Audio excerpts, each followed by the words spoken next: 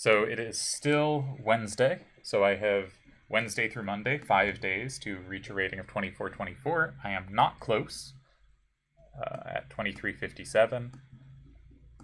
Alright, so this is an exchange QGD, but it's kind of been defanged because I win the race for f5. And so they're not going to have their good bishop. And now let's insert h6, see where they go. Step out of the pin. Now, if they ever want to like make an advance, it has to be something like e4, which weakens their pawns. Okay, take this one. Take here. Take here. And drop back. And we have won a pawn. And now we just have to not get mated. Knight f6. The rook actually, is it trapped? I think it's trapped.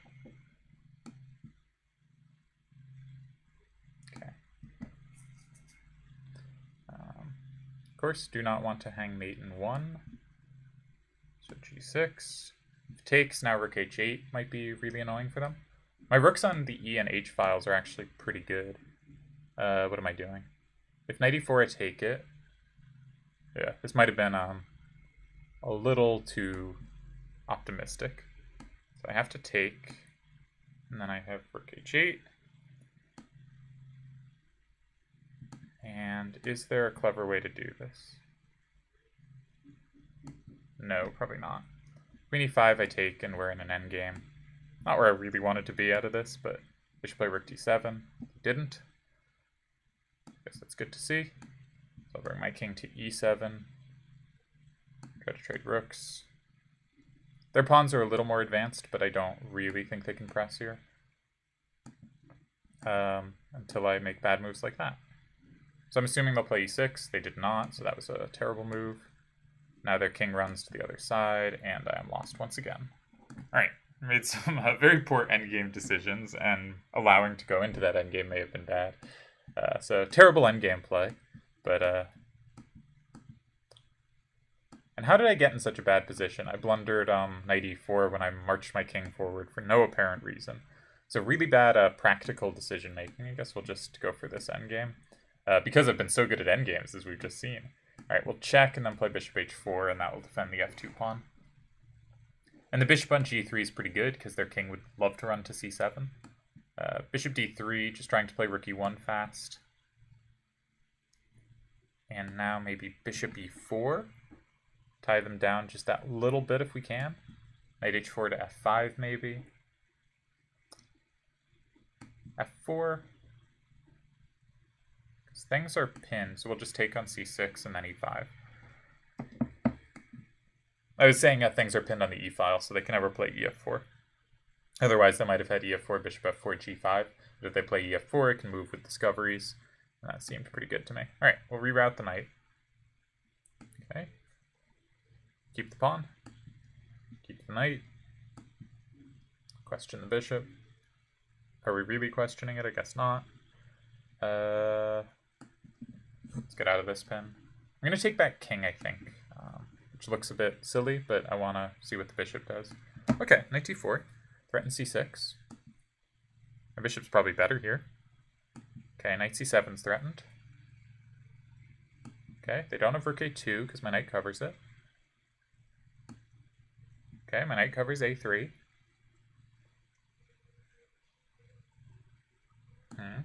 Okay, well, I get a f5. And with check. Wonderful. And I can come back with check. Even better. I still cover a3. They're going to try to double on the a file, I think, because I don't see any other way for them to be active. Okay, that's incorrect. Line up with their king. Threaten to take on c5. Okay. Beat once. And probably clock. So we're going to now play some checks. Oh, we got them. Wonderful. Let's play a new opponent. I think we're down 6 from where I started today. So, not too bad, but not ideal. Okay, try to take back with the knight, I guess. Seems just a little more active way to do it. They have the isolated d-pawn. I guess we can play bishop g4. Maybe try to come back to g6. Okay. This may have helped their pawn structure. They're very active now. Try to play knight f6. Just look to trade things off while they have 3 pawn islands and I have 2 pawn islands. Knight d5 as a threat. Maybe they'll miss it. They did not. Try to play rook e8.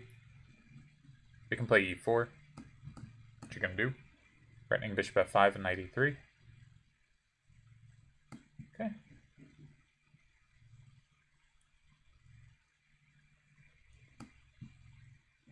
Maybe knight f4 next. Try to put pressure on d4. I will trade 1 pair of rooks, but I think not 2. So I'm on d4, I'm sort of on d3. I might need Luft at some point. Let's do that now.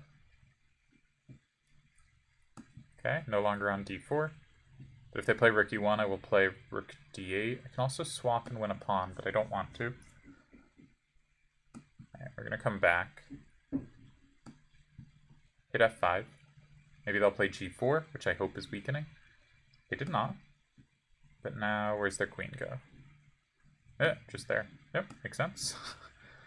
Now I'm getting pushed back. I guess technically push forward here. Okay. I'm gonna get my rook on a defended square just so there's not tricks. And, oh, I assumed they would keep the knight defended. Alright, well this is with check.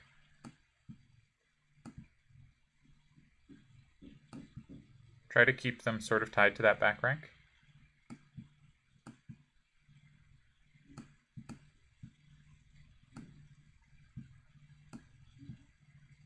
Okay, well. Yeah. Not great, but not terrible. Again, really hope if there is sound in the background that you can hear, please tell me, because I think I got rid of it, but I'm not completely sure. My computer does like to act up. Alright, we're sort of playing a Baltic. But this just ended up as some kind of exchange QGD, where again, we won the race for f5, which means we trade the light square bishops, which if you look at their pawn structure, is their good bishop. Now we're just going to trade a bunch of things, but this doesn't work for you, buddy. Doesn't this just lose a piece? I guess f5. They'll be able to get a pawn back, I guess. Because I should just sidestep the pin now. But seems good. I think I'm going to play knight b6. But maybe that was bad, because that gives them time to double on the file. I just wanted to be able to play knight d5 and didn't want queen b3 to fork b7, because if my pawns fall apart, this might be trouble. But it was also really hard for them to get on the e file, because I was on f2, so that was probably okay. Let's play h6. Just do something useful. Defend the knight so I can take on b5. I guess come back to f8. Maybe play knight f4. Alright, well not now. Maybe play queen d5. If queen c7, then rook f7. Okay, gonna win a6. And with that, hopefully the game. Okay. I like knight c5 because then I can play rook d7. Alright, they're not even on the a pawn, which I expected them to be. So I guess the a pawn will march. Keep their king locked in. Push the b pawn. Take on g5 if they do it. Let's keep my knight defended. Not give up anything. Okay. Threaten mate. Don't walk into a back rank. And we got there. Alright, so this is going a little better. Up 2 points on the day. Again, I have 5 days to make 24-24. So an exciting race against time. For me, maybe not for you. Of course, that was a bad pre-move, so let's regain the pawn. I think I'm going to play this with e3. I think I played a game a couple days ago where I played e4 and had problems holding the d4 pawn after knight b6 and knight c6. So let's just... I mean, they're very easily equalizing here, I think. Bishop g4 is very annoying, because if I play h3 then, they can play... It doesn't matter now. That blundered while I thought about that, and now I'm blundering another knight, and we can resign. Okay, so I distracted myself talking about bishop g4, but what I wanted to say was in this kind of position, bishop g4 is very annoying. And I really shouldn't have talked about it because it totally blinded me because they have this trick. Okay, down again. Nope, we're not playing standard. Why does it do this? Bullet. Okay. So let's play a better English this time. Don't blunder to d5 if they play it. Do the thing where you hover over the square but don't commit. Yeah, let's play h3 before bishop e3. Can also go for f4, f5. Now that the knight's there, f4 seems very appealing. And I like having the pawn if I can reach f5. d4. Just have this huge pawn center. Maybe rook f2 and rook f1. Alright, let's play f5, f6. Did I blunder it, actually? I think they could have just taken, maybe. So now my idea is they don't have a bishop. So if I can keep my pawns together, I just have an extra piece. Try to get knight to d6. Again, they don't have the bishop that could fight it. Alright, happy to trade these pieces. And maybe I want my bishop on e3, where it does better dominating their knight. Could I take on f7 there? Not sure. So the king still can't come forward because of my knight. So let's try to just prevent whatever it is they're doing now. King seems good on g4. Kind of ties them to g5. Okay. Now I can check and force more exchanges. And with the passed h-pawn, this will be very good. I'm just going to take f7. Alright, let's play knight f3, take d4, and make the queen.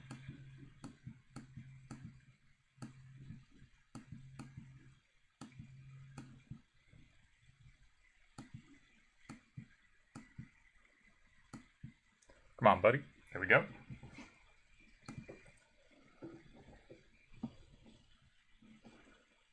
Chess is hard. Has been a while since I've tried to commentate. Alright, against the London, I like to just get rid of their good bishop. Just counter it as quickly as possible. I want to play knight d7, but that hangs the thing. Now I get enough pressure on e5. They didn't have time for knight d2, f3. Let's just hit the knight. Gain some space. They still can't come back to e5. Clearly their dream square, given how they've played.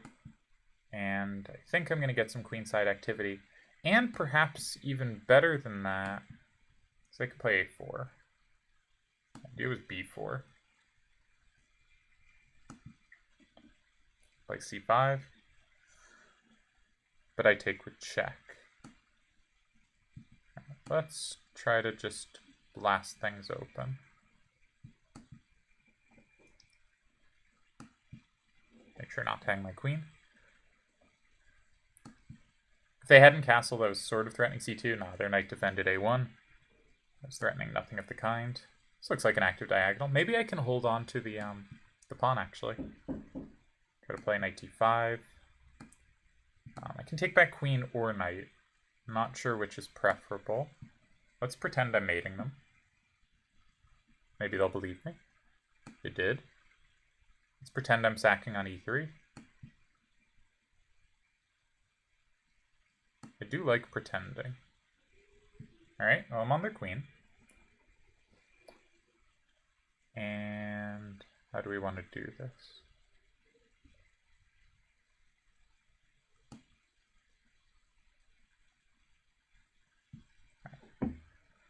Don't know why I chose this square. It didn't actually help anything. They take on c3, I take on e4. They just defended that. That was smart. Let's keep an eye on e4. Probably walking to a pin at the end of stuff, but maybe not. Queen g4. g6. Oops, not that.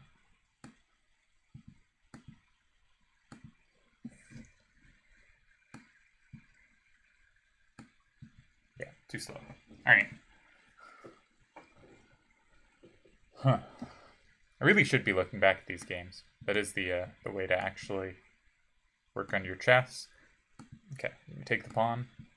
We will look back at this one. Hold on to the pawn. A5 here. Because we can take on c3, take on b5. They play b3.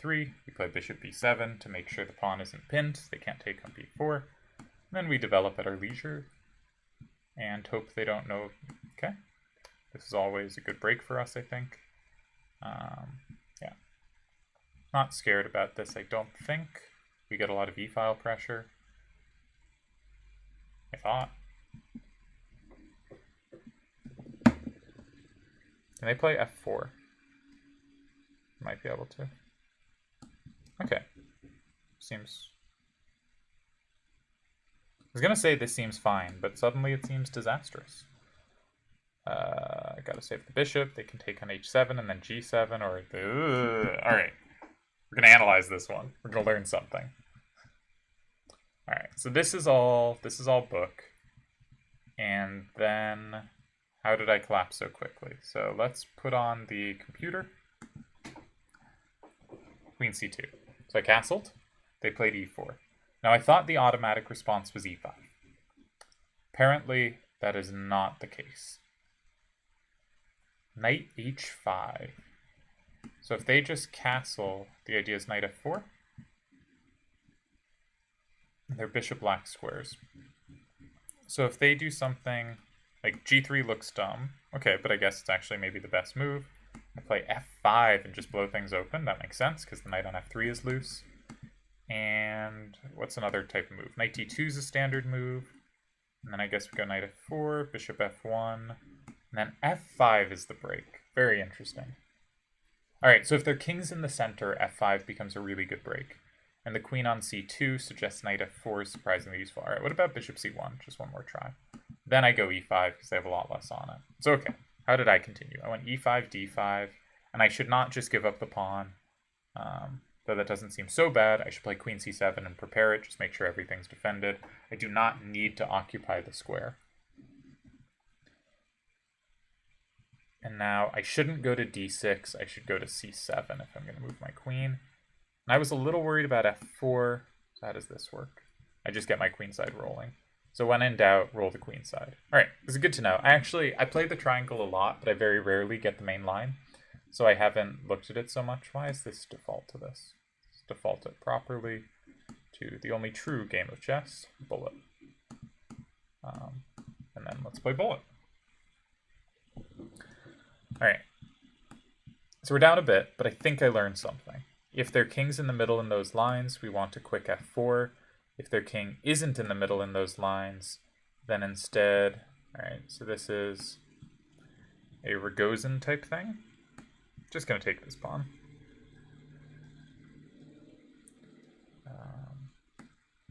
Get out. Okay. I was thinking my king goes to f2, but this feels optimistic. So, but yeah, let's do it. Try to play knight d4, block stuff down. Knight a4 now. If we can trade off the c5 bishop, I feel pretty good. Now we might even get to take on c6. Probably can't. But this endgame looks good. They can't castle because of h6. I'm threatening bishop b5 check, which is annoying. Rook c7 now. And if they play like rook c8, I can play bishop d3, and they don't actually have a good infiltration square. a4, b4. Good point. Okay, well I have c5. I'm threatening rook c1 now. And again, it's hard for them because h6 is loose. Alright, rook c1. Rook b6 check. Just see where they go. b4. Now if rook b8, I can take and play a3. Let's keep control of the c-file. Yeah.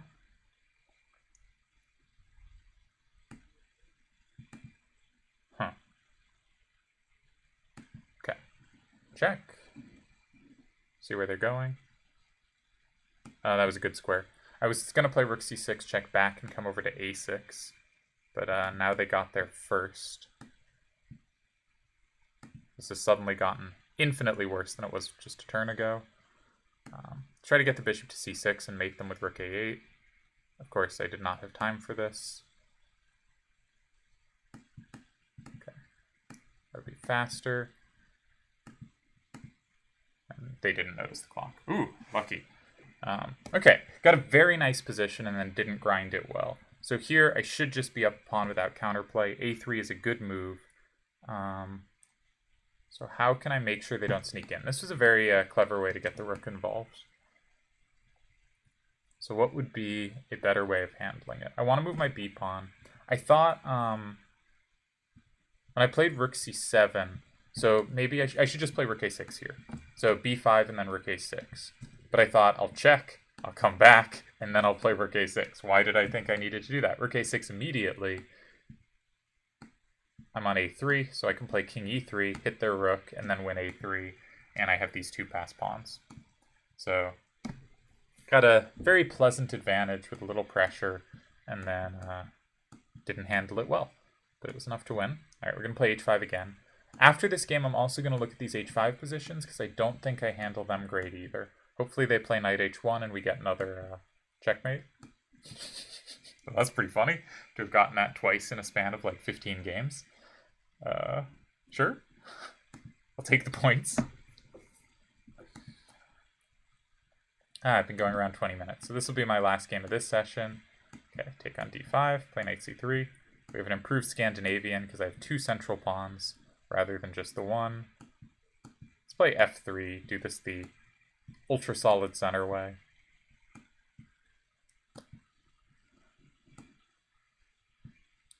Yeah. And promptly let my center fall apart. I'm going to predict f5 soon. I was predicting f5 that turn, but they didn't play it, so I quickly adjusted to say soon. Very clever. Yeah.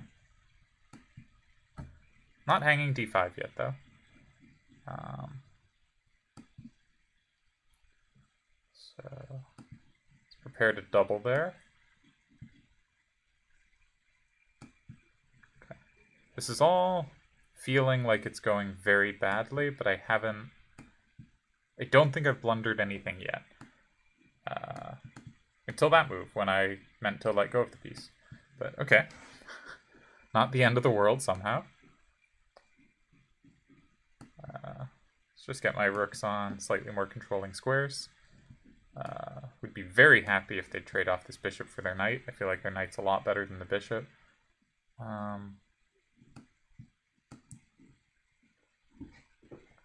Okay. Maybe get my king to like e2-ish? Or e3, so stuff isn't so pinned.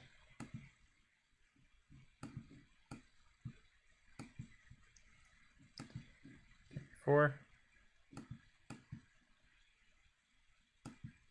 Don't let them play f5, because that keeps my king out of the game.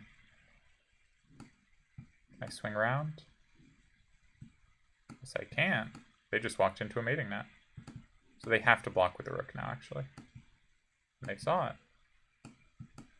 It's very annoying, because I was trying to block them.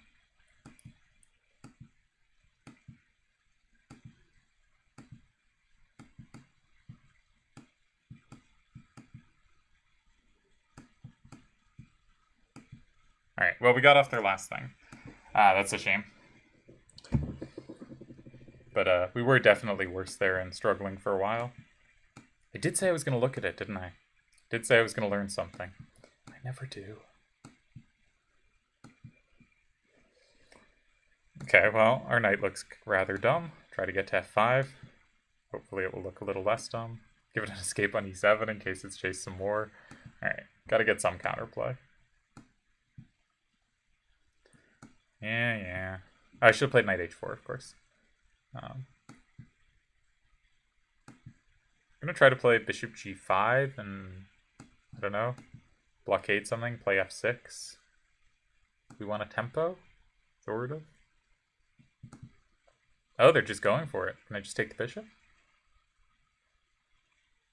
Knight e5? The queen's loose. Am I being tactically sharp for once? That'd be a miracle. I can take on d4, can I not? Still threatening g4. I cannot. Okay. I retract everything about being tactically sharp. This one I did see. This save of the piece. This I did not see. I guess this disaster is occurring. Fair enough. Let's take here. They were going to win a piece or so anyway. Always check, might be mate.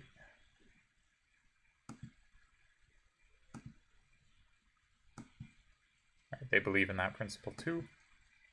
You're out of checks. Want to play knight e5, but don't want to hang the rook.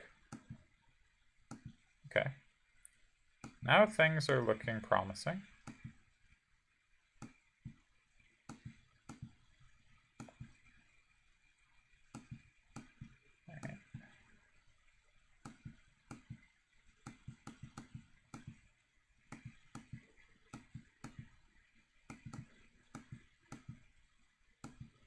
Okay.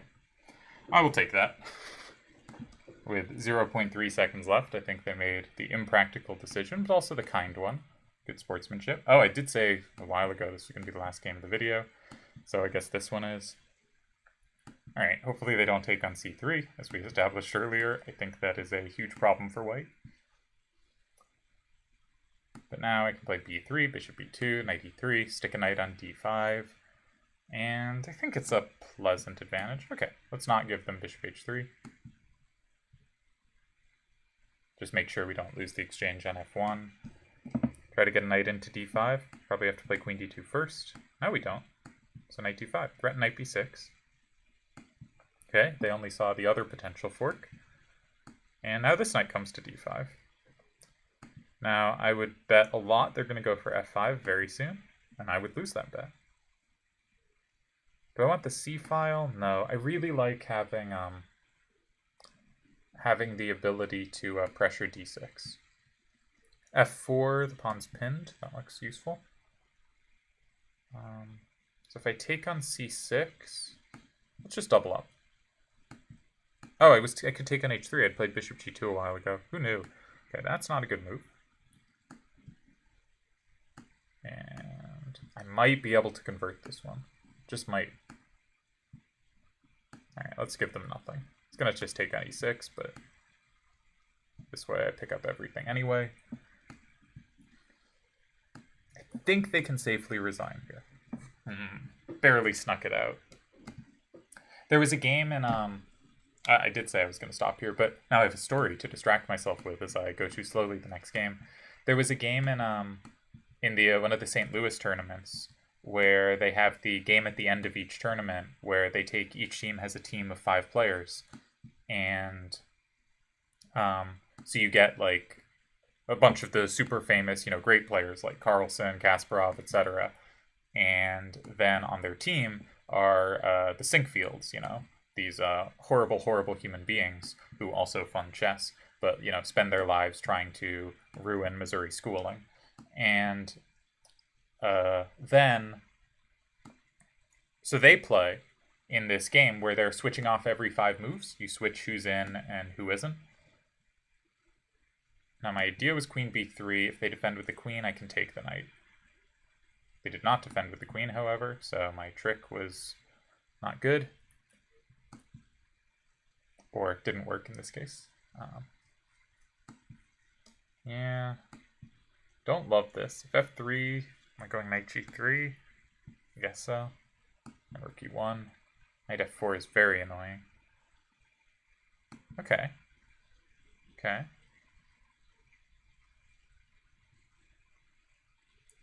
Is there any hope? I like that my queen defends f1 just so it's a little harder for them to have a mate there. Queen f4 looks good, yeah. Okay, knight h5 maybe? They have g5. Yeah. Okay. If the knight moves, maybe I have queen g4. I can dream of surviving. Queen g4. Oh, the knight defends it. Yeah. Well, that's rather a shame. Okay, we lost this one. What was my story before I go? So they were playing this tournament with 5 people on each team. And, so, Kasparov's on one team, Carlsen's on the other, Caruana, Nakamura, Roni, and MBL, all those guys, so, are on the 2 teams. And you play 5 moves, and then the next player comes in. And the commentator, Maurice Ashley, was, after every game, or after every time someone got up after making those 5 moves, he'd go like, what do you think of your opponent moves? You gonna trash talk them? You gonna trash talk them? And occasionally the players would say something, but they really weren't giving him much. And he was really trying so hard to get them to trash talk the other players. And they were kind of going like, yeah, we got him-ish, like basically nothing. And so then Nepo comes up. And the position at this point, his side is completely winning. Because for the most part, the Grandmaster's 5 moves don't change the evaluation much, right? They're going to make basically good moves. If the position's good, maybe it gets a little better. But it all comes down to when the amateurs come in at around like move 30 and have to make 5 moves because one of them will hang a rook. And then, of course, with the Grandmasters up a rook, it's easy for them to convert. So he comes in with this completely winning position, not up a rook, but like clearly like mate in 3. And he goes to the board and he starts clutching his head and he starts like moaning and going like, oh, what to do? This is so tough. Oh, what to do? I don't know. I just don't see it.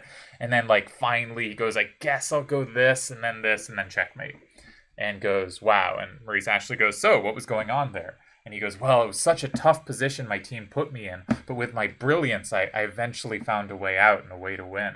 And Maurice Ashley goes, are you being serious? And like just doesn't seem to get that he's finally getting someone playing along, not exactly with trash talk. I think he was so focused on trash talk he couldn't see anything else. But he just doesn't respond to actually getting a joke response. It was very weird, but I really appreciated Nepo's pretense that it had been a very difficult endeavor.